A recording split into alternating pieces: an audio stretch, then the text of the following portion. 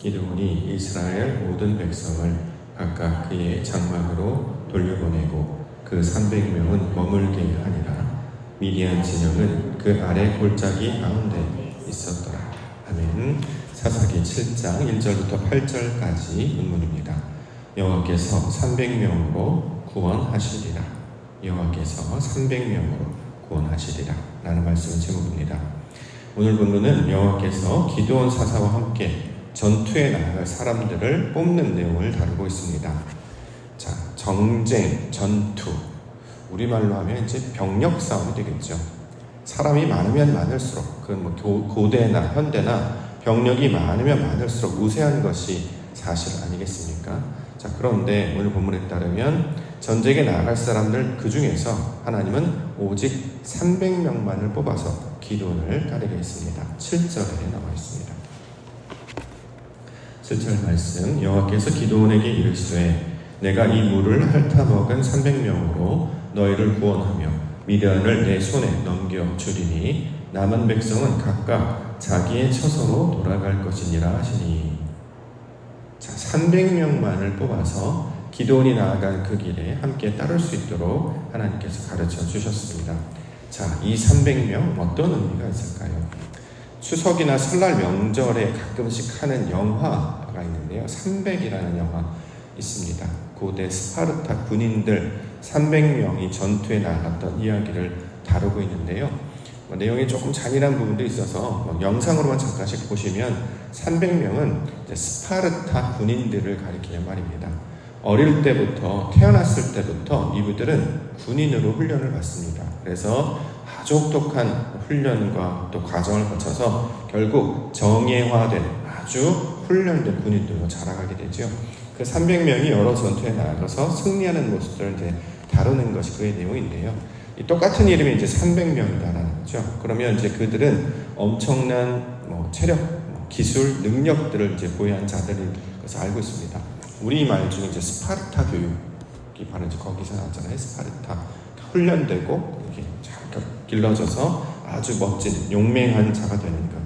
그런데 이제 본문에 등장하는 300은 그런 용사들을 가리키는 말이 아닙니다. 우리가 생각하는 막 식스팩이 있고 건장하고 무기를 잘 다루고 그런 사람이 아니라요. 그냥 우리말로 이제 이해하면 그냥 소수 정도로 이해하면 좋겠습니다. 특별한 능력이나 자질이 있어서 뽑힌 게 아니고요. 하나님께서 이들과 함께 하라고 했을 뿐이다라는 것이죠. 그래서 이걸 이제 많은 이제 신학자들은 이러이러하기 때문에 뽑혔을 것이다, 저렇기 때문에 뽑혔을 것이다, 이제 많은 해석들이 있습니다만 저는 전쟁이라고 하는 것 자체가 하나님께서 감당하는 것이고 사람의 어떤 능력이 달려있지 않기 때문에 여기에 뽑힌 사람들은 어떤 능력이나 조건 때문에 뽑힌 게 아니라 하나님께서 그냥 뽑으신 거예요. 그렇게 이해를 해야 저는 맞다라고 생각합니다.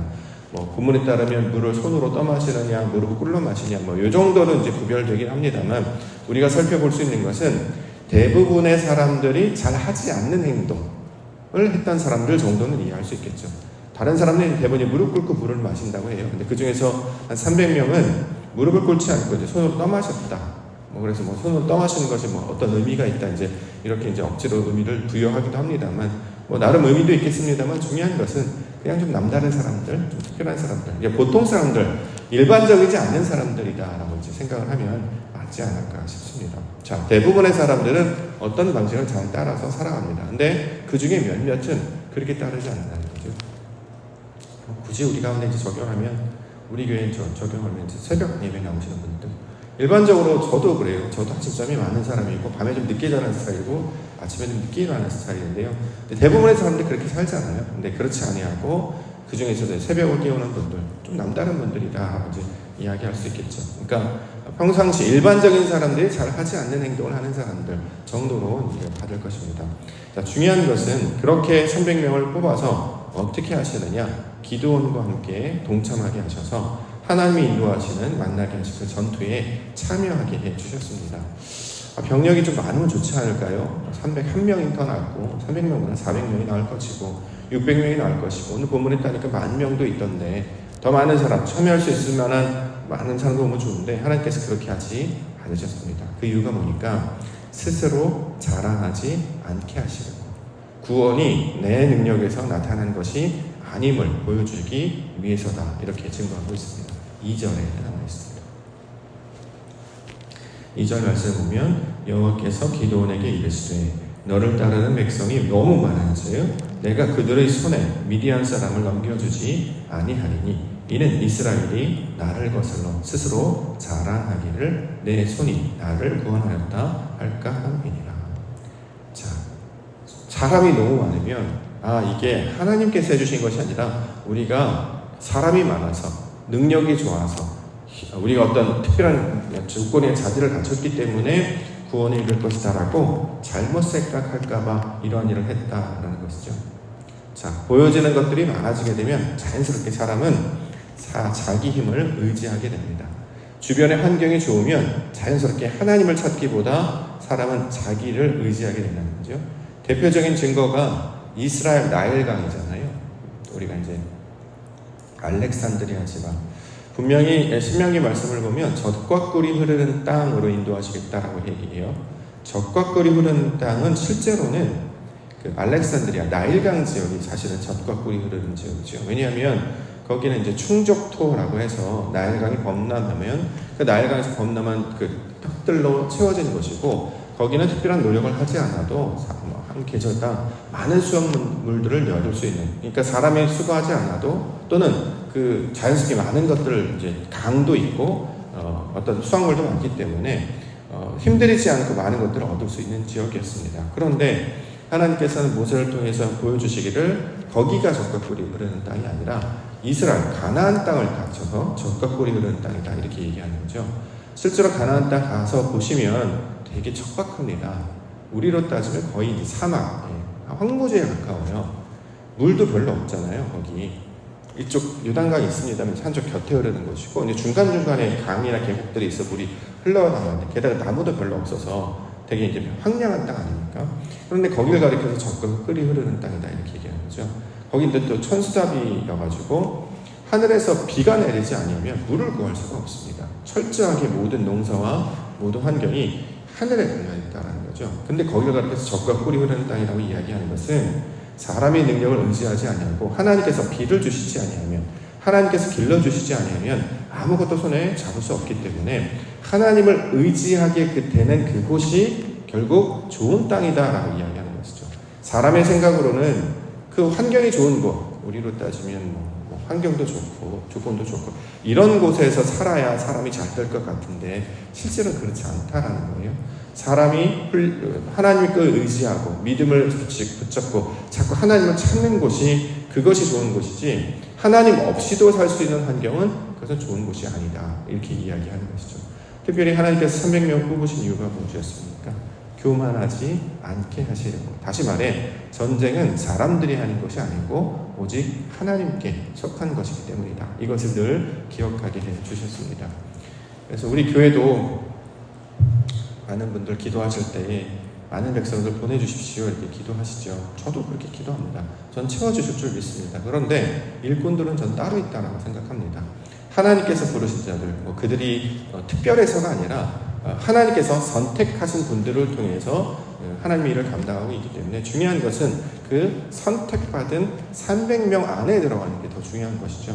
그래서 저는 이 300명의 의미가 뭐냐면, 저는 목격자, 그러니까 가서 전쟁을 직접 하는 사람이 아니라 하나님의 일을 직접 참관하는, 요즘에는 이제 그걸 직관한다라고 이제 젊은 사람들 많이 이야기해요. 직접 가서 보다 이런 뜻이거든요. 이제 날씨가 아직은 덥습니다만 이제 곧 날씨가 좀 선선해지면 각종 축제들 많이 일어나잖아요. 한강에서 무슨 불꽃 축제, 드론 축제, 어떤 콘서트 이런 거 가면 엄청난 감동이 밀려오지 않습니까? 그 현장에서 남들은 보지 못했던 특별한 경험을 하게 할 때 엄청 감동을 받습니다. 하물며 하나님이 하시는 일을 눈으로 직접 보게 하셨는데, 그 눈으로 보게 하신 일은 뭐냐면 사람의 눈으로는 할 수 없는 것이에요. 어떤 일을 할 것이면 수십만의 적들과 그 전쟁을 펼쳐야 됩니다. 300명 가지고 저 수십만을 이길 수 있을까? 그런데 그 일을 하게 하시는 것을 눈으로 보게 하신단 말이죠. 우리도 운동 경기나 이런 거 보면 수적으로 열세해요. 누가 봐도 이건 게임이 안 되는 거예요. 그런데 그걸 극복하고 이겨내면 막 사람들이 감동을 받잖아요. 마찬가지로 그 현장에 참여해 주시는 사람들이 300명이다 이렇게 볼 수 있을 것입니다. 다시 말해서 이제 증거자들, 증인들이 되게 하시기 위하여 이 300명을 뽑으셨다라는 거죠. 그 안에 들어갈 수 있게 되는 것이 저는 은혜다라고 생각합니다. 왜냐하면 눈으로 보는 것은 잊지 못해요. 들은 건 자꾸 까먹거든요. 예를 들어 어렸을 때 사실 할머니로부터 들은 이야기나 그런 것들도 오래 기억이 남습니다만 어느 정도 좀 크고 나서는 사람들의 이야기는 관심이 있지 않으면 잘 까먹습니다. 근데 자기가 눈으로 직접 보았고 게다가 큰 감동까지 받았다면 그건 평생 결코 잊지 못하는 귀한 기억거리가 되는 거죠. 자, 이 300명을 뽑으셔서 그 현장을 목격하게 하심으로 앞으로도 사람의 생각이 아니라 사람의 능력을 할 수 없는 것 같은 일들도 하나님이 하시려고 한다니까 정말 그 일들이 일어나게 되더라. 뭐 특별한 조건이나 방법도 아니었는데 그 일로 다시 말해 적들이 스스로 무너지는 것을 보게 하심으로 전쟁은 하나님께 속한 것이고 우리 능력이 아니라 그 하나님께 달려있는 것이다. 자, 이렇게 보게 하신단 말이죠. 그럼 어떤 상황에도 우리에게 요구하시는 것은 절대 두려워하지 말아라. 우리가 이제 소위 말하는 경쟁률이라는 거 있지 않습니까? 또 사람들의 거기에 마음을 뺏기지 말아라 라는 것이죠. 저도 이제 어렸을 때 이런 경험이 있는데요. 시험 볼 때 경쟁률이 높은 과정이 있었습니다. 첫 번째 학교 시험 볼 때 12대 1, 두 번째 학교 4대 1, 세 번째 학교 4.5대 1 여러 이제 경쟁률이 있었어요. 근데 지금 돌이켜보면 그때 그렇게 경쟁이 높았는데도 별로 그렇게 걱정이 안 되더라고요. 왜냐하면 뽑는 거는 난데 사람들과 경쟁하는 것이 아니라 나와의 싸움이잖아요.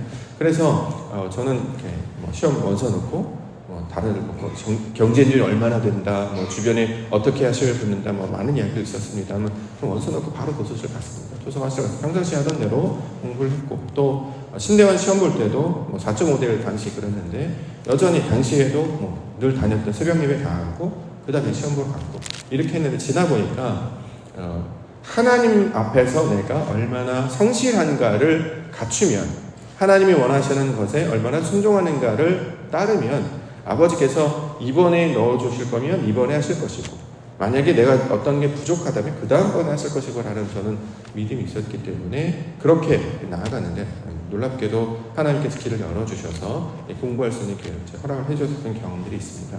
그래서 그때서부터였던 것 같아요. 많은 사람 주변에 뭐라고 하든 사람들의 목소리나 환경에 흔들리지 아니하고 하나님께서 주실 것이면 이미 허락하실 것이고 또 그것이 우리에게 허락된 것이면 아버지 때에 우리에게 맡겨주실 것이다 라는 믿음을 갖게 됐습니다. 우리 앞으로 일들도 마찬가지죠. 우리의 상황 가운데 뭐가 넘친다, 뭐가 부족한다, 이게 다 하나님이 하시는 일 아니겠습니까? 거기에 좀 더 많이 있었으면 좋겠다, 또는 뭔가 채워졌으면 좋겠다, 거기에 마음을 두지 아니하고 우리는 평상시 하던 대로, 그렇죠? 그 습관대로 아버지께서 원하셨던 그 갖춰야 될 능력과 성실히 감당해 나아가면 놀랍게도 그들을 통해서 아버지의 영광이 어떻게 나타날지를 가르쳐 주실 줄 믿습니다. 특별히 오늘 본문에 300명인데요. 저와 여러분들이 이 안에 들어가기를 원합니다.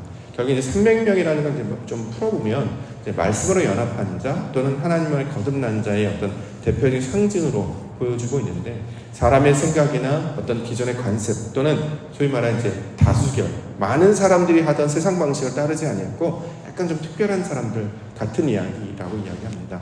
새벽 기도회를 나와서 새벽 예배를 하시는 분들이 좀 특별하지 않습니까?